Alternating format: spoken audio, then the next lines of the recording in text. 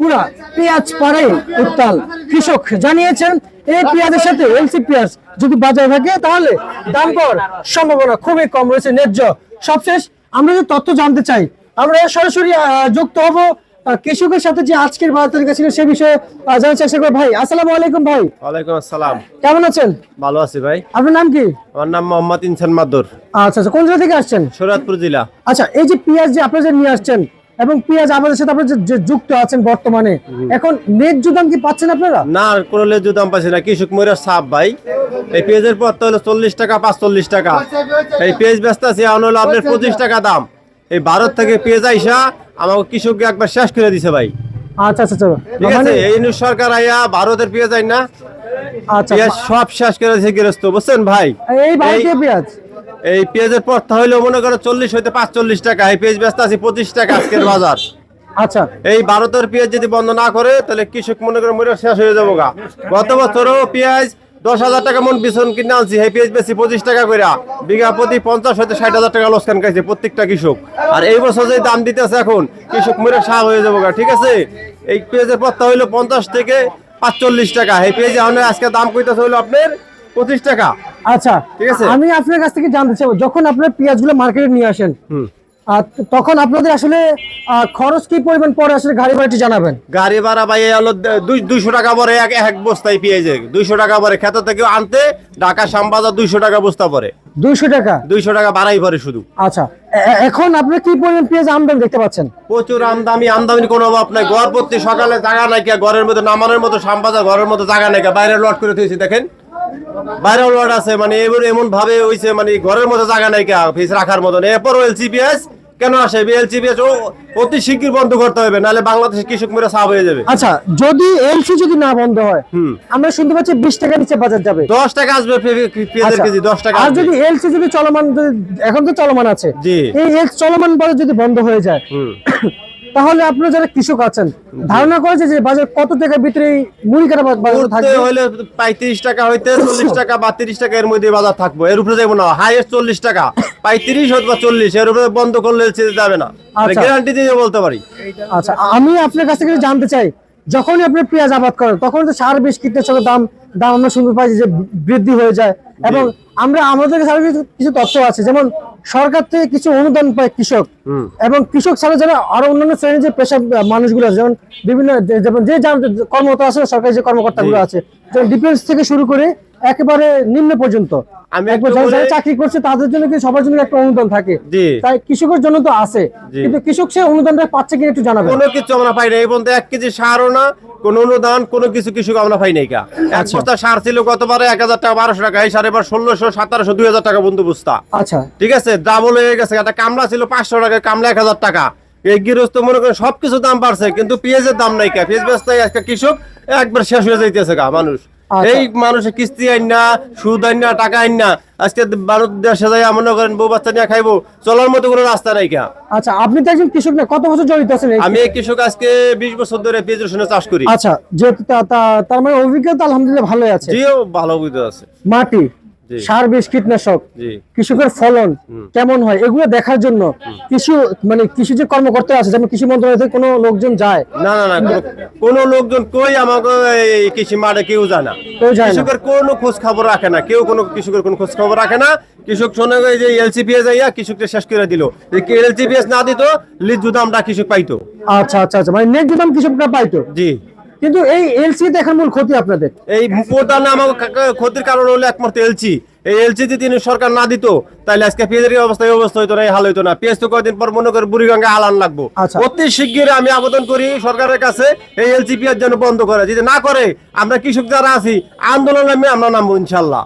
আচ্ছা আচ্ছা আচ্ছা, আমাদের রবীন্দ্র বন্ধ করতে হবে, একটা ছিলকালা করতে হবে, নাহলে আমরা যত মানুষ আছি শরৎপুর ডিস্ট্রিক্ট, ফরিদপুর ডিস্ট্রিক্ট সম্পূর্ণ লোক আমরা একবার ডাইরেক্ট আন্দোলন নামিয়ে যাবো সরকারের বিরুদ্ধে। আচ্ছা, আমি একটু জানতে চাই আপনার কাছ থেকে, আপনার যারা কৃষক আছে, যে পেঁয়াজ তো এবার শুনেছি যে বাংলাদেশে 100% হয় না পেঁয়াজ আবাদ, গেলে বছর 60% হয়েছে, এবছর 80% হয়েছে। এই 80% পেঁয়াজের আবাদের ভিতরে এখন এই মুহূর্তে কত শতাধিক হবে মাঠে এখনো আছে? এখনো মনে করেন আপনার 100% এর মার 30% পেঁয়াজ উঠছে, আর 70% পেঁয়াজ রয়ে গেছে মাঠে। আচ্ছা, 70% পেঁয়াজ রয়ে গেছে। এই পেঁয়াজ আছে এই ফাগুন মাস পার হয়েও মনে করেন চৈত মাস তো ঠেকে যাবে, এরপর আলি পেঁয়াজ আসবে, ঠিক আছে। এই মুড়ি কাটা পেঁয়াজ তো অতি শীঘ্র মনে করেন না বন্ধ করে এলসি পেঁয়াজ, তাহলে এই মুড়ি কাটা পেঁয়াজ বিক্রি করা যাবে না। এমন সময় আসবে আলুর মতো মনে করেন বুড়ি গাঙ্গে হালাল লাগবে, গরুর খাওয়া লাগবে এই পেঁয়াজ যদি না বন্ধ করে এলসি পেঁয়াজ। আর আমরা শুনতে পাচ্ছি আমরা যদি কৃষকরা বলেছেন, এটা আমার কথা নয়, কৃষকরা বলেছেন যে যারা এই নতুন কৃষক আসতেছে এখন, কেউ পেঁয়াজ এখন আজকে থেকে উঠাচ্ছে, কেউ আবার 15 দিন আগে থেকে উঠাইছে। আমরা কেবল এই প্রথম আজকে টিপ আছে আমাদের এলাকার পেঁয়াজ, শরীয়তপুর ডিস্ট্রিক্ট মাদারপুর ডিস্ট্রিক্টের পেঁয়াজ কেবল শুরু করছে। আচ্ছা, কিন্তু আমার কাছে যে সমস্ত কৃষকরা রয়েছেন ওনারা বলেছেন যে ভারতের কৃষক যারা আছেন তাদেরকে সরকার অনুদান দেয় এবং তাদের সরকার তাদের দিকে চায়। আমাদের দেশের সরকার কি আমাদের কৃষকদের দিকে তাকায়? কোনোদিনে তাকায় না। যদি তাই তাকাই তো তাহলে কেন এলসি পেঁয়াজ দিল? আমরা এই এলসি পেঁয়াজ আসলে আমরা কিছু শেষ করে দিলে একমাত্র কারণ হলো এলসি পেঁয়াজ। যদি এলসি পেঁয়াজ না থাকতো তাহলে পেঁয়াজের আজকে এই দুর্দ অবস্থা হইতো না। আচ্ছা আচ্ছা, এই এলসি মার্কেটে এবং মুড়ি কাটা মার্কেটে আছে, দুইটা কিন্তু পাশাপাশি রেখেছে আছে, এখানে আছে। এই মুড়ি কাটা কত চলছে ভাই আজকে? এটা বেচতে ছিল আপনার 25 টাকা 24 টাকা। আমাদেরকে মুড়ি পেঁয়াজের সর্বোচ্চ উচ্চ বাজার বলেন যে কত বাজার আছে? একটা হাইয়েস্ট বাজার বেচছে মাথা হবে 30 টাকা। আর সর্বনিম্ন বাজার? সর্বনিম্ন বাজার হলো আপনার হলো একবার কাঠি বিকাশ 15 টাকা বিকায়। আচ্ছা, আর মাঝারি সাইজ যদি আমরা যদি বলি পেঁয়াজের বাজার, এটা বিকাইতে 25 টাকা। আচ্ছা, সে জায়গায় এই আমদানি করা পেঁয়াজ আমাদের বাংলাদেশের রিজার্ভ থেকে ডলার খরচ করে যে পেঁয়াজ এনেছিল, জি, সেই পেঁয়াজ কত চলছে মার্কেটে? এই পেঁয়াজ আজকে ব্যস্ত আছে মনে করেন হলো আপনার 45 টাকা 50 টাকা। এই গজবের কারণে আমাকে আজকে এই অবস্থায় হাল। আচ্ছা, মানে এই এলসি পেঁয়াজের কারণে, এই এলসি পেঁয়াজের কারণে আজকে আমাকে কাছে দুই অবস্থায়। আচ্ছা, আমাদের যে গভর্নমেন্ট উনি তো আসলে যারা জনগণ তাদেরকে তো আসলে কম দামে পেঁয়াজ খাওয়াতে চাইছিল, তো সেই জায়গা থেকে এগুলো এখন কত চলছে? এইগুলো চলতেছে 45 টাকা 50 টাকা এলসি পেঁয়াজ। আচ্ছা, এই পেঁয়াজের দাম বেশি আছে দেশি পেঁয়াজ থেকে? ডাবল হয়েছে, ডাবল দাম। আচ্ছা, ডাবল দাম। আপনারা তো শুনেছেন যে আমাদের যারা স্বরাষ্ট্র উপদেষ্টা আছেন উনি বলেছেন যে পেঁয়াজ আবার 70 টাকা যদি থাকে তাহলে কৃষকের জন্য ভালো হবে। এই কথা বলছে। বাণিজ্য উপদেষ্টা বলেছিলেন যে যদি বাজার 100 টাকার উপর যদি না অতিক্রম করে তাহলে কিন্তু এলসি দিবে না। এখন তো 100 টাকা পার 50 নিচে না, মানে একবারে পিছনে গেছে। এখন আমরা 25 টাকা বাজার, 70 টাকা তো দূরের কথা, ন্যায্য দাম কৃষক পাইতো 50 টাকা 45 টাকা হলো কৃষক বাঁচতে থাকতো। এই জায়গায় আজকে বাজার আছে আপনার 25 টাকা নিম্ন বাজার। যদি এই এলসি পেঁয়াজ অতি শীঘ্র সিলকা না করে তাহলে পেঁয়াজ আসবে 10 টাকা কেজি। আচ্ছা আচ্ছা আচ্ছা, তখন এই সরকার কৃষক যে মরে যাবে গা, এই সরকারের দায়িত্ব নিতে হবে কৃষকের। আচ্ছা, আপনাদের মূল বাইরে থেকে কেন এই পেঁয়াজ এলসি পেঁয়াজ এখন অতি শীঘ্র বন্ধ করে না? আমার কাছে সরকারের কাছে অনুরোধ করি এলসি পেঁয়াজ দিন অতি শীঘ্র একবার সিলকালা করে দেয়, এক গাড়ি পেঁয়াজ যদি না আসে বাংলাদেশে। আপনারা যে এই যে পেঁয়াজ আবাদ করছেন এখন আপনাদের মূল যে দাবি রয়েছে, সবার কিন্তু দাবি থাকে, যেমন আমার এটা এত টাকা চাওয়ার আছে, আমার এটার প্রতি এত টাকা হক আছে পাওয়ার, আসলে এমন কিছু আসলে আপনারা আশা করছেন কিনা সরকারের কাছে একটু জানাবেন। আমার সরকারের কাছে তো আমরা কর নাই, আমরা কৃষক যারা আছি আমার কোনো জায়গা নাই। আমার কাছে শুধু আপনারা মিডিয়ার মাধ্যমে বলতে চাই সরকারকে, যিনি অতি শীঘ্রে এলসি পেঁয়াজটা বন্ধ করে বাজার যা হয় হোক, এটা নিয়ে আমার কোনো আশ্বাস নাই, যেহেতু হয়ে গেছে গা, যা কিছু মাঝে তাই হবে, কিন্তু এলসি পেঁয়াজটা যেন অতি শীঘ্র সিলকার করে দেয়। এই একটাই কারণ আমাকে, শুধু এই এলসি কারণে বিভিন্ন ডিস্ট্রিক্ট আছে এই যে এলসি পেঁয়াজ খায় কিন্তু দেশি পেঁয়াজ খায় না। যদি এলসি পেঁয়াজটা বন্ধ করে দেয় তাহলে এই দেশি পেঁয়াজ খাইবো। আচ্ছা, দেশের টাকা দেশেই রইলো, বিদেশে গেল না। কিন্তু মার্কেটে তো মুড়ি কাটা পেঁয়াজ বেশি চলে। ঢাকা শহরে চলে, অন্যান্য ডিস্ট্রিক্ট আছে ফেনী, চৌমুহনী, সিলেট, এইসব ডিস্ট্রিক্টে মনে করেন যে এলসি পেঁয়াজটা খায়, ঠিক আছে, দেশি পেঁয়াজটা কম খায়। যদি এই এলসি পেঁয়াজটা বন্ধ করে দেয় তাহলে মনে করেন দেশি পেঁয়াজটাই খাবে। আচ্ছা আচ্ছা আচ্ছা, বুঝতে পারছি। আর বর্তমান তার মানে মার্কেটে এলসিও আছে মুড়ি কাটাও আছে?